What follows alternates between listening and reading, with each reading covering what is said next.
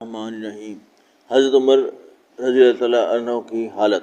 حضرت عمر رضی اللہ تعالیٰ عنہ بسا اوقات ایک تنخواہ ہاتھ میں لیتے اور فرماتے کاش میں یہ تنخواہ ہوتا، کبھی فرماتے کاش مجھے میری ماں نے جنا ہی نہ ہوتا۔ ایک مرتبہ کسی کام میں مشغول تھے، ایک شخص آیا اور کہنے لگا کہ فلاں شخص نے مجھ پر ظلم کیا ہے، آپ چل کر مجھے بدلہ دلوا دیجئے۔ آپ نے اس کے ایک درہ مار دیا کہ جب میں اس کے کام کے لیے بیٹھتا ہوں اس وقت تو آتے نہیں، جب میں دوسرے کاموں میں مشغول ہو جاتا ہوں تو آ کر کہتے ہیں کہ بدلہ دلوا۔ وہ شخص چلا گیا۔ آپ رضی اللہ تعالیٰ نے آدمی بھیج کر اس کو بلوایا اور درہ اس کو دے کر فرمایا کہ بدلہ لے لو۔ اس نے عرض کیا کہ میں نے اللہ کے واسطے معاف کیا۔ گھر تشریف لائے اور 2 رکعت نماز پڑھی۔ اس کے بعد اپنے آپ کو خطاب کر کے فرمایا، اے عمر، تو کمینہ تھا، اللہ نے تجھ کو اونچا کیا، تو گمراہ تھا، اللہ نے تجھ کو ہدایت کی، تو ذلیل تھا، اللہ نے تجھے عزت دی، پھر لوگوں کا بادشاہ بنایا۔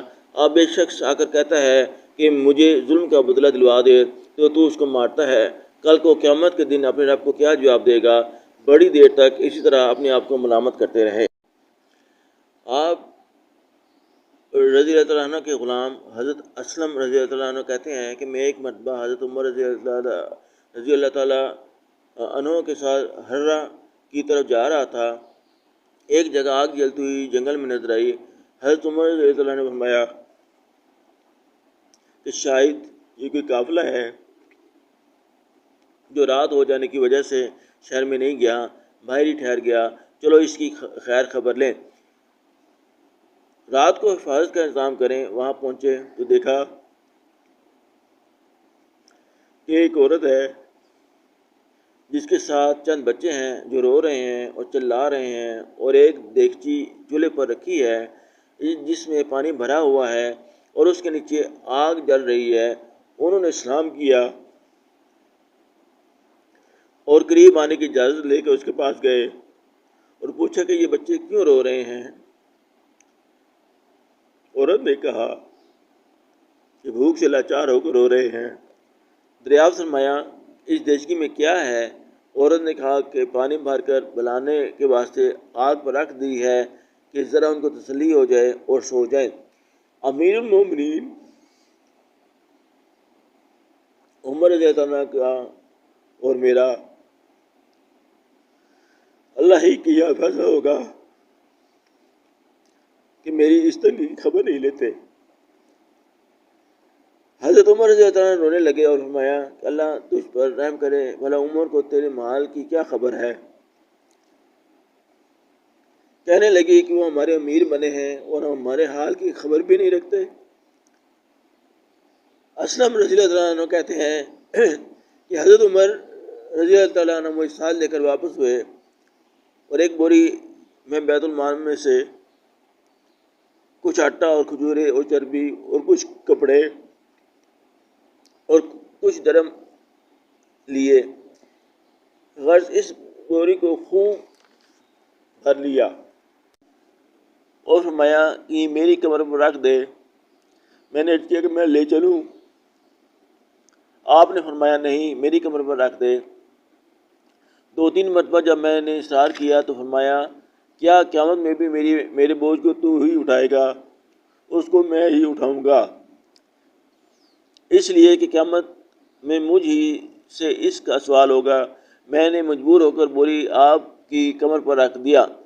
آپ نے تیز کے ساتھ اس کے پاس تشریف لے گئے، میں بھی ساتھ تھا۔ وہاں پہنچ کر اس ڈش میں آٹا اور کچھ چربی اور کھجوریں ڈالی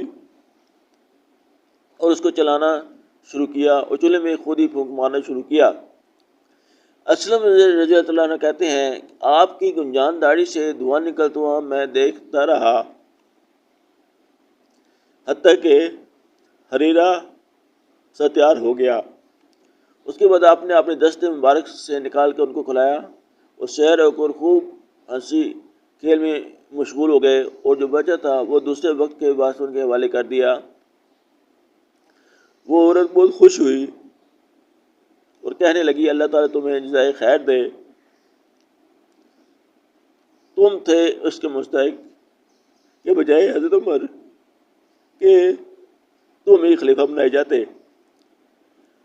حضرت عمر رضی اللہ تعالیٰ نے اس کو تسلی دی اور فرمایا کہ جب تم خلیفہ کے پاس جاؤ گی تو مجھ کو بھی وہیں پاؤ گی۔ حضرت عمر رضی اللہ عنہ اس کے قریب ہی ذرا ہٹ کر زمین میں بیٹھ گئے اور تھوڑی دیر بعد بیٹھنے کے بعد چلے آئے اور فرمایا کہ میں اس لیے بیٹھا تھا کہ میں نے ان کو روتے ہوئے دیکھا تھا، میرا دل چاہا کہ تھوڑی دیر ان کو ہنستے ہوئے بھی دیکھوں۔ صبح کی نماز میں اکثر سورہ کہف، طٰہٰ وغیرہ بڑی صورتیں پڑھتے اور روتے کہ کئی صفوں تک آواز جاتی۔ ایک مرتبہ صبح کی نماز میں سورہ یوسف پڑھ رہے تھے، انما اشکو بثی و حزنی الی اللہ پر پہنچے تو روتے روتے آواز نہ نکلی۔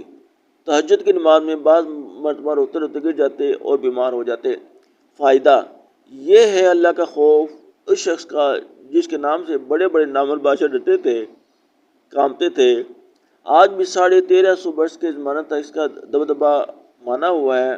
آج کوئی بادشاہ نہیں، حاکم نہیں، کوئی معمولی سا امیر بھی اپنی رعایا کے ساتھ ایسا برتاؤ کرتا ہے کیا؟